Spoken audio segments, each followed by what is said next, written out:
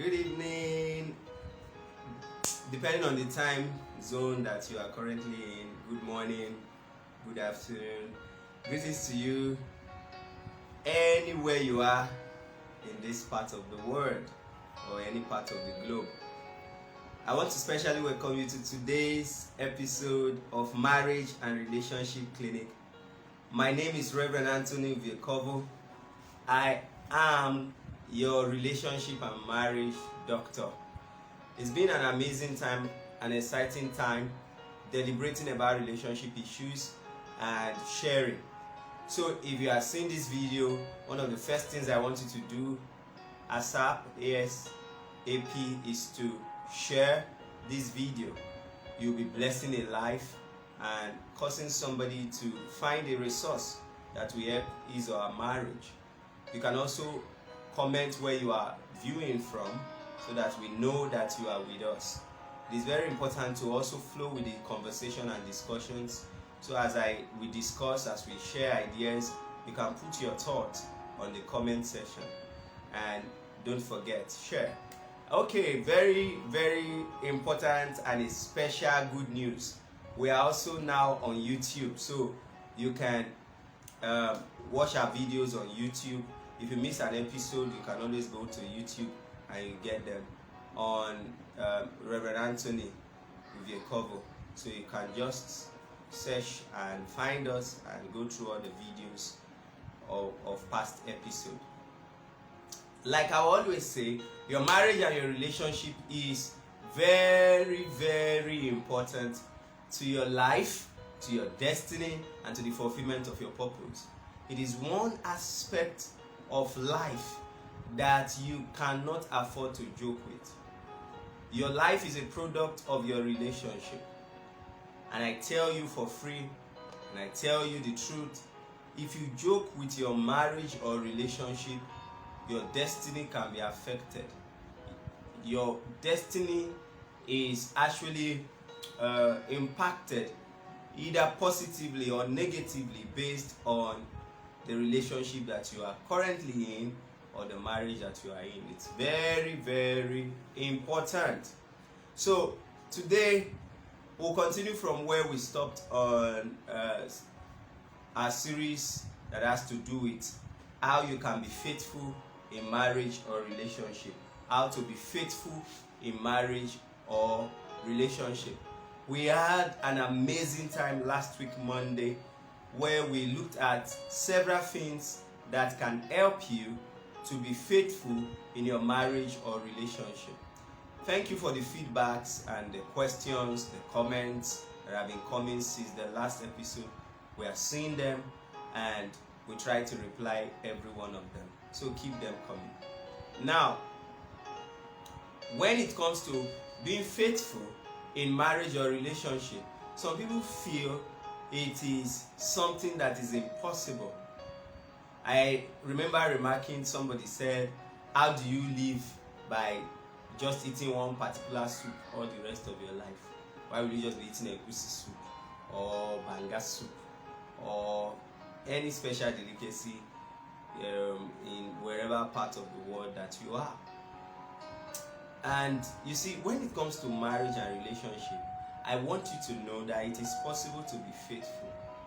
If you believe that faithfulness in marriage or relationship is an impossibility, there is every tendency that you keep acting unfaithfulness. You keep behaving unfaithful because you believe in your heart and in your mind that it is not possible to be faithful.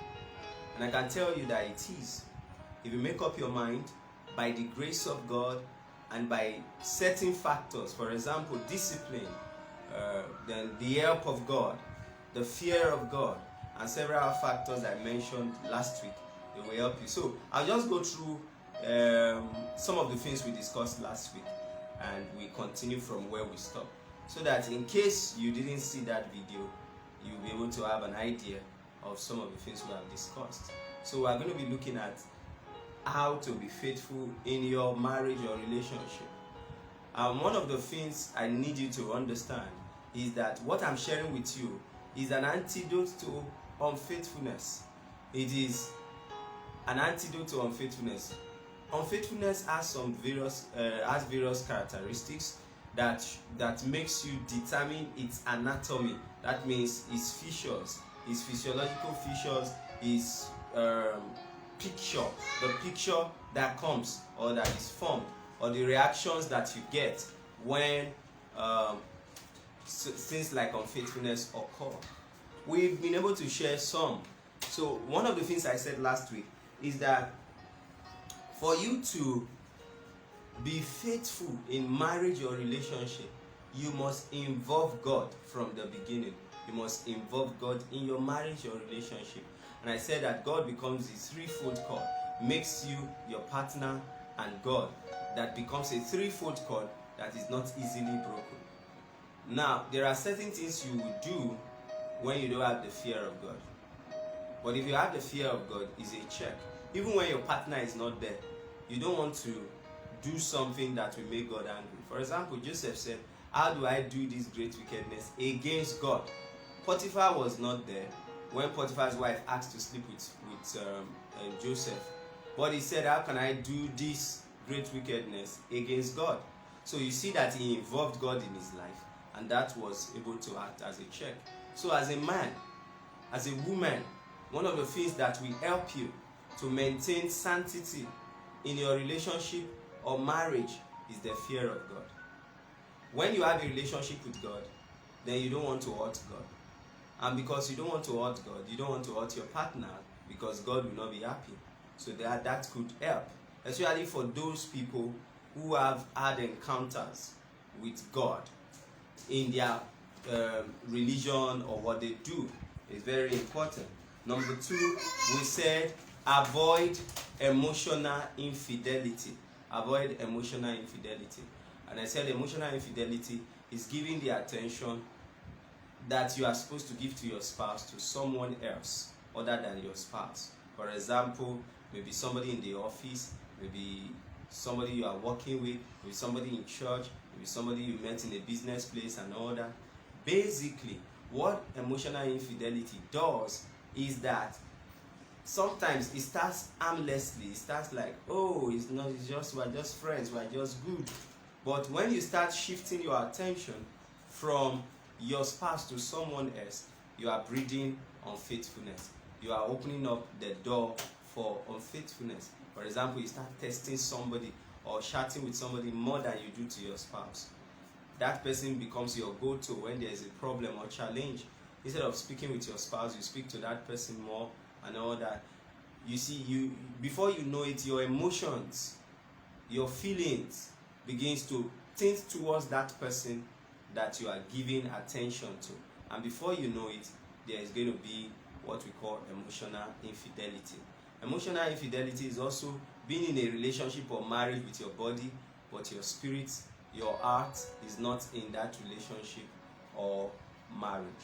I also said another thing you need to do is that you must always remember the beginning. Number 3, always remember the beginning. Every relationship begins from somewhere, and there are factors, there are circumstances, there are emotions that leads to starting a relationship or deciding to marry somebody. Imagine you spending so much to marry somebody, or imagine you doing going out of your way to please somebody. Imagine the times you used to go what we call toast or chase after the lady. Remember when you also were feeling so sweet about the relationship or marriage you are about to get into. Those pictures should not leave your heart. It should not leave your mind. Where there are distortions, where there are confusions, where there are troubles and challenges, you must always remember those pictures. And don't say, you are not the person I married. You are a witch, you are a wizard, you are this, you are a useless man, you are a naughty woman, you are a prostitute. These things were not there in the beginning. Jesus said in the beginning it was not so. That means if things are going wrong in the middle and in the end, don't forget the beginning, because the beginning is actually a picture of how that relationship should be or how that marriage should be. So you must maintain the momentum and the flow to be able to sustain faithfulness in marriage. Number 4, I said you must be creative in your marriage. You must be creative in your marriage or relationship. Some marriages and relationships are boring. Some marriages and relationships are something that people, they feel so caged. It's just there's a lot of stereotype and rigidity. It's not fluid. You know how everything is going to play out. No creativity of any kind. Such attitude can lead to unfaithfulness. For example, now you probably, for example, used to dress in a particular way, cook in a particular way before you married your husband. You need to upgrade. You need to maintain momentum. You need to change, bring creativity into your marriage or your relationship. You also have to look at yourself and ask yourself, this marriage and relationship, where is it leading to? Are there fresh ideas? What are the new things I can look forward to that have happened since we started dating or started a relationship, that started the relationship? What are the new things your spouse can look up to that you have brought into the table in your marriage or relationship? You have to be creative. In Genesis chapter 26 and verse 8, the Bible speaking said, and when Abimelech looked down from his window, he saw Isaac and Rebekah caressing themselves. A version says he saw them making out. And I said last week that Isaac was a patriarch. Isaac is a patriarch of faith. Isaac was spiritual. Isaac was having a solid covenant with God. Yet, that did not stop him from being romantic. Listen to me, guys and ladies. Don't be too spiritual that you are not creative and that you are not romantic. Now, when I mean romantic, I'm not saying go out of the body. Remember, this is Rebekah and Isaac, their husband and wife. So I'm talking of in the context of married people now. You have to be creative. Don't be ashamed of your spouse. Hold her hands in the street as you walk. Touch her. Make fun. Think of it. What can I do to spice up my marriage? What can I do to even spice up my relationship? Now, the fact that you are not married, there should be some advertisement of how the marriage will look like. Don't be a boring spouse. Don't be unromantic. Now, when you see, you can be romantic and not sin. You know, when people hear romance, what comes to their mind is caressing, kissing, those that are in a relationship and all that. But it's beyond that. It starts from emotion. It starts from attitude. It starts from the feelings, the things that come into the air. You know, so it's not something just simple, or it's not a sin to be able to express yourself, especially for those who are married. So think, what can I do to surprise my wife? What can I do to surprise my husband? For some of you, since you got married, you have not done anything new. For the past 5, 6, 7, 8, 9, 10 years, the man or the woman becomes bored. They become tired. They become like they are caged. They become like, what's happening? So you need to do something. You have to be creative. And I also talked about the fact that you have to be naked to one another. The man and his wife were both naked and they were not ashamed. Don't keep anything from each other. Unfaithfulness breeds or develops in secrecy. Unfaithfulness breeds or develops in secrecy. For example, a guy is calling you. A guy is always disturbing you, asking you out, and the person you are going out with is not aware. Your husband is not aware. When you keep such secrets or keep those things to yourself, you are actually opening up a space that the devil can use. Now, the man and his wife were both naked and they were not ashamed. When you genuinely open up to one another, you save yourself from the danger ahead. Number 6, I talked about love and focus on your spouse. Love and focus on your spouse. You have to understand that you will meet more people who are more spiritual, more anointed, more friendly, more spiritual than the person you are dating now. Yeah, you meet them. But unfaithfulness will be thrown into the trash when you focus on your spouse. When you focus on your spouse. It's very important. Now, you have to focus on your spouse. You have to love and focus on your spouse. Focus is blindness. The person that you are focusing on will show we actually make you blind to other things or other people. Now, it's not good to appreciate, or it's not bad rather to appreciate others or the great things in the life of other people, but you must be mindful of the fact that your attention and your focus must be on your spouse. So anything you are seeing outside that is attracting you, you can put in your spouse. Yes, anything you are seeing in a lady somewhere or in a man somewhere else, you can put in your husband or wife, or you can put in the person you are going out with or in a relationship with. That is very important. Then number 7, I said, be mindful of the atmosphere of your home. Be mindful of the atmosphere of your home. A lot of people get into unfaithfulness because their environment is not conducive for love to blossom. What kind of environment do you surround yourself with? Now, when you are in a relationship and you're always quarreling, you're always fighting, you're always looking out for the negative part of the other person, then you are creating a room for that person to seek solace somewhere else. The same thing happens too for married people. The Bible says it's better to stay in a rooftop than to stay with a nagging woman, for example. So, like women, stop nagging. And there are also men that nag. Yes, you are surprised. There are men that nag. They do in fact, what women that nag do, that's what such men do. So they can nag and trouble the house. Imagine a house where there is domestic violence. Imagine a home where they are fighting. Imagine a home where you can't even gist, you can't laugh. Excuse me.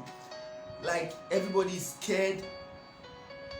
You are pushing that person outside. Create an atmosphere, an ambience around your home. There's a difference between a home and a house. The house is the building. The home is the people that are in that house. And so most times, a lot of people focus so much on house. You spend so much money making sure the house is fine and all that. But the home has a problem. The home is not conducive. The atmosphere is not helping love, genuine love to blossom. There's a problem. So be mindful of the atmosphere you create in your home. For example, you have to be prayerful. That's an atmosphere. There are some places you enter, you just feel the presence of God. There are places you enter, you know this place is chaotic, right? So you can create an atmosphere of hospitality. Hospitality. Do people feel welcomed in your home? Do people feel welcome in your house when they come visiting? Are you hospitable? Now, if you have a hostile marriage or relationship, there's every tendency that you transfer aggression, and it's a spirit. The atmosphere of that house or home will be affected by the attitude of the occupants of that house. So you must create a right atmosphere. There are places you have visited, you don't want to go back there because the atmosphere is not just right. And married people in the house, you determine the atmosphere of your home. You are the one that determines it. Yes. Like for instance, in my home, we have decided that it must be a home of joy and peace. Whether there is money, there is no money, everybody knows. Even the children, they know. I and my wife sat down and we came to that conclusion and we pursued that. We want to make anybody that comes around feel comfortable. We want to come again because of the hospitality, because of the atmosphere of love. You will always want to go back to such home. But if you have trouble in your own chaotic relationship, you see, that's why some men end up in beer parlors. Some men end up with hanging out with friends late night because they don't want to come home. Some women, because of our society, they can't go out, so they draw into themselves. They are in that house, but their life is being affected, their emotion is being affected, the atmosphere is shaky. It looks like it's like they want to die because of their atmosphere. Atmosphere is very important. So one way to fight unfaithfulness is to create an atmosphere of joy, an atmosphere of neatness, an atmosphere of warmth. For example, if your house is so unkept and all that, and this person is not that type of person that likes such things, there's going to be a problem. You see them running away from the home. So you must do extra work on both ends to make sure that the atmosphere around your marriage and relationship is the one that helps to guide against unfaithfulness. Okay, I'll say some other points. I think this is about where we stopped.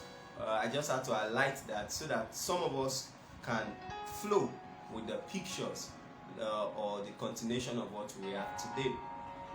I want you to understand that faithfulness in marriage or relationship is a product of decision. Is a product of decision. Now, decision makes great destinies, right? If you don't come to a point where you make a certain kind of decision and draw certain boundaries, before you know it, you will fall. The Bible says, let him that thinketh he stand take heed lest he fall. Why? You know, I've seen people who say, I cannot be unfaithful, this thing, but they gave the room and they finally fell. Right? Yes. So most times, you don't even create that room or atmosphere. You don't create that opportunity. So you must make those decisions. There are certain boundaries you must put as a married couple and somebody in a serious relationship. Now, I know a lot of people are afraid, especially for relationship part. You feel, okay, this person is not yet married to me, so how am I sure he's going to marry me? I cannot put my egg in one basket. That's ungodly. That's the truth. It's ungodly. The way God created relationship is one at a time. And it has to do with trust. Take for instance, when God created Eve and brought the woman to the man said, this is now bone of my bone and the flesh of my flesh shall be called woman. That was all. Right? Adam was not asking too much questions. See, there must be some level of trust. You not say, God, who is this one again now? Immediately he saw it. He just said, this is now bone of my bone, flesh of my flesh. Marriage started. So, you in this kingdom, you need to pray about your marriage and relationship. And I tell you, if it works out, fine. If it doesn't work out, life goes on. But double dating is not it. Double dating makes you more confused. There's this popular or little saying we say in our side that I'll say it in pidgin, like, this one's a bit cook. I'll interpret for those that are not understanding what I'm saying. Like, this one's a bit cook. This one's a bit this one's a bit cook. This one's a bit wash clothes. This one is homely. This one is that. That's how polygamy starts, right? So some guys, they are having like 3 girlfriends. One is very good in bed. One can cook. One is can behave very well. One is very beautiful. One is homely. When it's time to decide, you'll be confused. Which one do you want to trade for the other? Confusion sets in, right? And you also have ladies who say, I can't put my head in one basket. And so they have a boyfriend in Lagos, they have another one in another country, they have one online and all that. You see, what you are doing is that you are sharing your part. You are dividing your attention. You are dividing your mind, yourself. And it becomes difficult when it's time to make decisions. So decisions are critical to staying faithful. It's something you must first decide. I know that it's not easy to stand by decisions, but you must first decide. And you guide against it. That's where boundaries come in. Very, very important. Now, number 8, for those who are married, if you want to maintain faithfulness, raise your children properly in the way of the Lord. Raise your children properly in the way of the Lord. Now, you see, you may be wondering, how does that affect the union between you and your husband or wife? Your children are your offspring, and they are your responsibility. God has given them to you as a caretaker that is going to take care of them. I have discovered that most times there is this push from children, to parents, especially when these children are not doing well. You know, when a child is doing well, everything is going well fine. You see, these parents are proud of their children, and they are proud of what their relationship or union has produced. But if your children are not properly taken care of, you don't give them your attention, you don't bring them up in the way of God, you don't take care of them, what that is going to do is that the reactions, negative attitudes, and productivity from your offspring can snowball into your relationship, and it begins to affect the relationship that your father, you as a father, or the mother have. It's going to affect that. So you must spend time with your children. If those children are not properly taken care of, they will bring chaos to your home.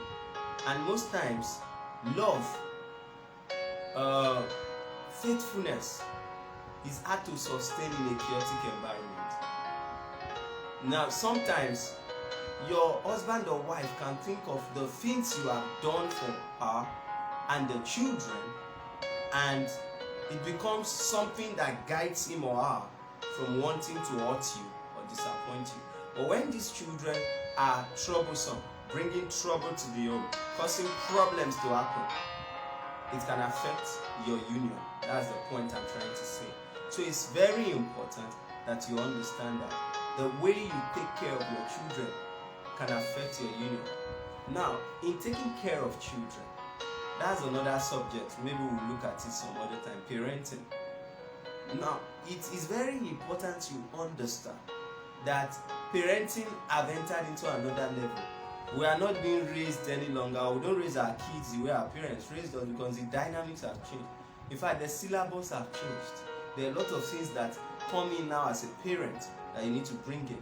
But the main point I need you to understand, especially those who are married, you can pour so much love, attention, care on your children and make them become better people, and they will help to sustain your union.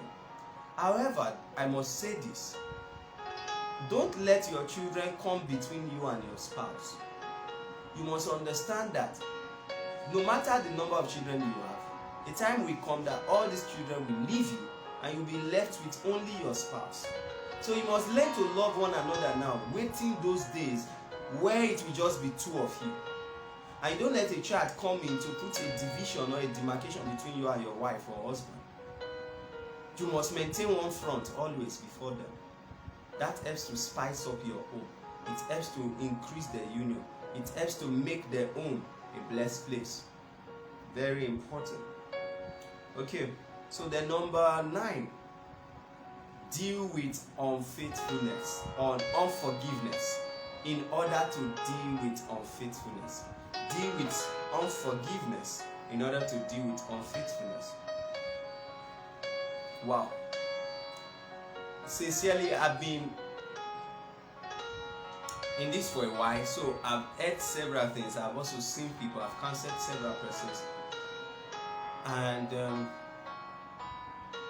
the question is it possible for somebody to be unfaithful before and now is no longer unfaithful? Is it possible for a man to make a mistake, for a lady to make a mistake, or be carried away emotionally and now stick to the fact that I messed up, but from now onward I'm not going to do it? I know there are cases like that, but you know what? One key ingredient that keeps further faithfulness, even when unfaithfulness have taken place, I'm talking of both gender now, is forgiveness. And now, apart from discussing unfaithfulness now, one of the things that can help your union or your marriage or relationship is the ability to forgive. A lot of people don't forgive. They carry baggages upon baggages. One issue happens, you unearth all the issues that have been happening. Sometimes you go back to 1978.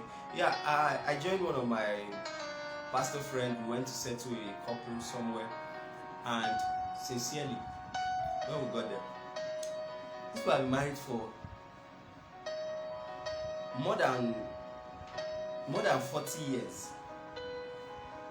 They've been married for more than 40 years and they were having serious issues. But you know what? All the issues they mentioned were before I was born. Right? All the issues. They say, hey, in 1971, that somebody wrote a letter to you.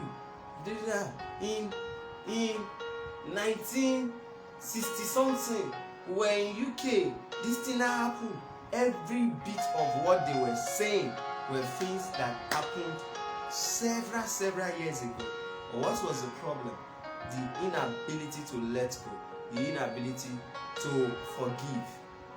Forgiveness is one key ingredient that makes a union productive and makes faithfulness possible. One of the things I decided, and I spoke to my wife about it, is that even before she does anything or she'll do, I forgave her in advance. Because the Bible says, while we were yet sinners, Christ died for us. You know, just that statement, if you hold it in your marriage or relationship and you work with it, just that statement can change the dynamics of your union. He said, while we were yet sinners, Christ died for us. So even before we sinned, he had made up his mind to die. And he died for us, for those of us that came now. We came after he had died. So if somebody asks, is that possible in a marriage or relationship? Yes. And I say, I forgive you.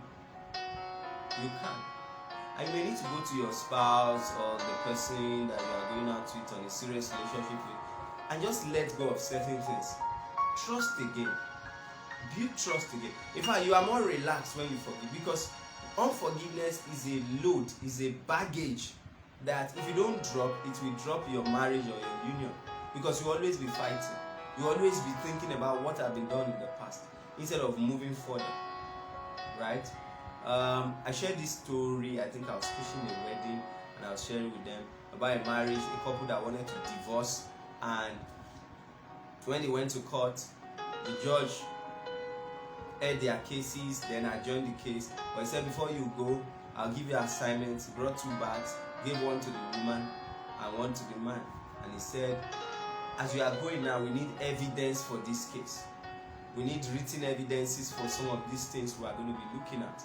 So, as you are going now, the case was adjourned for like 3 months. He said, as you go, anything your spouse does to you, write it, put the date, and put it in your bag. So he gave the woman 1 bag, he gave the man 1 bag. Say if you do anything to you, just write it. Woman, if your husband offends you, write it, put it in your bag. Man, the same thing. So that we will have evidences that we know where the issues are coming from. And so they went home, they began to live together. Anything the man does, the woman will just write it, put it in the bag, like that. Both of them were living like that until the time for the case came, and they were coming in. The woman was dragging her bag, very full to the room. She was dragging the bag, and she got to the front. And when it was time, the man came to, and he came with an empty bag. And everybody in the courtroom were curious. Even the judge was like, no, you can't tell me that since you went 3 months ago, your wife has not done anything to you. And the man smiled and said, it's not that she has not done anything to me, but anytime she does, I forgive her. So there is no need to record it. The woman started crying. That's how they went to settle themselves. So forgiveness is letting go. Forgiveness is forgiving and not having to go back to that issue. I see that a lot of relationships and marriages are having that. This is the issue at hand, but this issue we always know. We always go back to previous issues. You bring back issues of 10 years ago, 5 years ago, 20 years ago, 6 months ago that have been dealt with previously. Now, if you don't forgive, if you don't let go, if you don't forgive, you don't let that thing go, you are holding your marriage or your relationship captive by your emotions and by your unforgiving spirit. And see, when you don't forgive a spouse, one way or the other, for the little things they do to you, and those issues, they can begin to build up in a way that it generates to deep and chronic hatred for that person. And when that comes up, when that symptom comes out, one of the things that will begin to happen is that you will want to look for an alternative to suppress whatsoever feelings or emotions you're having for that spouse. And then it opens the door for unfaithfulness. So you must deal with unforgiveness. Don't let the sun go down on your issues. That's what I and my wife resolved. If there's any challenge or an argument or something, because what we have is that we may differ in perspective and position, but we sat down and told ourselves, in this marriage, there is no shouting, quarrel, no. So what you don't like or something we are not on the same page, you bring it to the table. And when you do that, you find out that you ease the atmosphere around you and your spouse. You remove the blockage. You remove the things that can stop you from actually having that flow or pattern of relationship that will guide against unfaithfulness. Now, another thing you need to do if you want to deal with unfaithfulness, this should be number 9 or 10, I can't remember. Assist one another. This is simple but very, very important. Assist one another. Be there for one another. People are bound to be faithful to the person that is knitted to them, that is there for them at all times. Even when they cheat or there is a problem or maybe they fail, the guilt alone is killing, especially for those men or women that have heart. Is killing, because this person have been there for me, this person have done no wrong, this person, there is no something to hold on to cause that person to have done whatsoever he or she did. Assist one another. Be there for one another. Your finances, talk to one another, share together. Housework, assist one another. Housework is real work. Housework is real work. And that's why I appeal to men. Try to make it easier for your wife. Either you are helping out or you provide machines. It's fun. Sometimes some men can be like, what have you been doing? Since morning I left the house. What have you been doing? I go out there to work and I come, for those women that are basically at home. But there are people who, women are amazing people. The ones that are even working or have businesses and all that, they do all those things and they still come back at night. And they still have to work or do the things they have to do. Like both of you did not even go out. I don't know if you understand what I'm saying. Sometimes I literally feel for my wife. When we go out, maybe party or a program, everybody's tired. Even myself, I'm tired. But she still has to do what she has to do. To be wicked of me not to assist one way or the other. So you must assist one another. Then women, you must assist your husband. What are you bringing to the table? What are you bringing to the table? If you are not bringing money, bring idea. If you are not bringing idea, bring effort, work, do something. There must be something coming to the table. Those are the things that add to your aggregates that makes your spouse want to be faithful. Right? Yeah, I know you say, I've done everything. Anybody that wants to be unfaithful will be unfaithful. Yes, but there are things you will do that will make unfaithfulness not easy. And that's where assisting one another comes in. Be there for one another. Be able to look at one another and assist one another. Assist your vision, assist your businesses, your plan, the things you want to do. It is very, very important, right? Another thing that you need to know or do if you want to guide against unfaithfulness is that you must work on yourself. You must work on yourself. you must work on yourself. Nobody knows you more than you know yourself. Some people just feel, this is my weakness, that's why I'm unfaithful. I can't stay without another woman. I can't stay without sex. I can't stay without another man.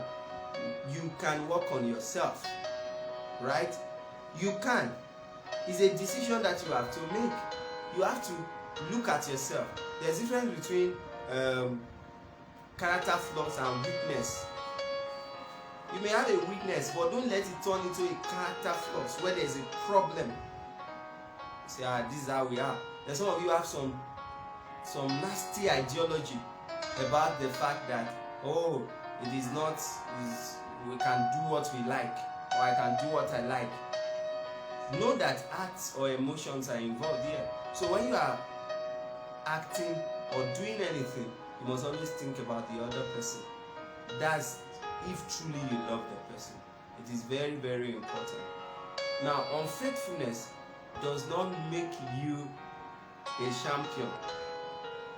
It does not make you a strong man or woman. In fact, it's just like an apple. You find that when you bite different parts of that apple, you disfigure the apple.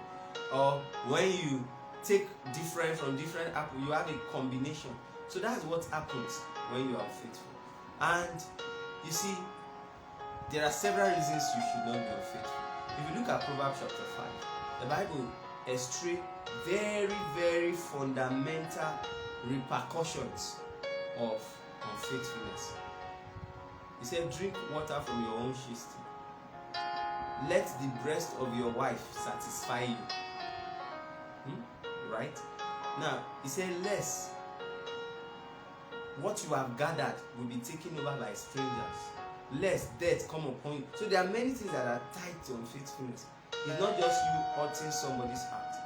If you look at that scripture very well, it talks about, there are things that are supposed to even come to you that are not coming to you because of some of the things you get involved in. So you may need to look at it. It's not just the other person not finding out or something. It's about you. So if there are issues, there are things, there are ways, there are habits or attitude that are not in the right place in your life, you need to take that bold step and work on yourself. Work on yourself. Go to rehab or something. Seek counsel. Seek for help. What are the things I can do? Study. Ask questions. It will help you. And when you have that mindset that you want to actually work on yourself, after you have taken that decision that you want to work on yourself. And why should you work on yourself? Because unfaithfulness divides you, divides the union, makes it not to be the way it's supposed to be, especially when there is genuine love and when you are a very spiritual person or connected to God. It's very important. Now, some of the things you need to do is that as you check yourself, you must come to a point. First, know that it is possible. Secondly, you must set boundaries. Set boundaries of things you should do, things you should not do. Those things must be there. Don't just say, it doesn't matter, we're just friends, we're just this, it's just a one-night stand, it's just a fling. All those are excuses that you can actually work on. Okay? So, I think we have to stop here for today. So, if you have questions, if you have contributions, I want you to drop them now. If you have questions, you have contributions, you have some things to share, and you may also have some points that can help guide against unfaithfulness in marriage or relationship. I need you to drop your comment. Don't just go. Drop your comment. Let me know that you are here, and also drop your thoughts. Then if you have a question, you can also drop it. We'll go through them and get back to you. We're also open to for counseling. Either you can do that on WhatsApp or on Facebook Messenger. We'll always get back to you. Just drop those messages. We may not reply almost immediately, but we try our best to reply every time and do it as fast as we can. So today we have been able to conclude this series on how to deal with unfaithfulness in marriage and relationship. I'm sure these have blessed you. Remember, every Monday by 8 p.m. GMT +1, we meet to analyze, discuss, look at symptoms and remedies that can help our marriage and relationship. It's exciting, and I'm always excited to come here to do this, because I know wherever you are, somebody somewhere is getting blessed by this. So if you know you are getting blessed, let us know. Drop your comments and also send us messages. You can send us on WhatsApp, on social media platforms generally. And you need to tell somebody about this. It is free, so you can always tell your friends, your family, those that you really want something to happen in their lives and in their marriage and relationship to hook up and to unite. Also, this is open to everybody, so you don't have to wait till you are married before you get some of these ideas, and this will help you prepare for that marriage of your dream. This will also help you if you are in a relationship now on how to go about that relationship to make it a healthy relationship that will get to your desired destination. So I am Rev Anthony Uviekovo, and I am your relationship and marriage doctor. I'll see you soon by next week, where we'll be looking at another issue, another aspect of marriage and relationship. So please tell your friends and share this video before you leave, and I'll be excited if you can really do that. God bless you. Thank you for joining today. I'm sure you were blessed. I was blessed too. I enjoyed myself, and I hope you did. So I'll see you next week. God bless you. Take care of yourself. Do excellent.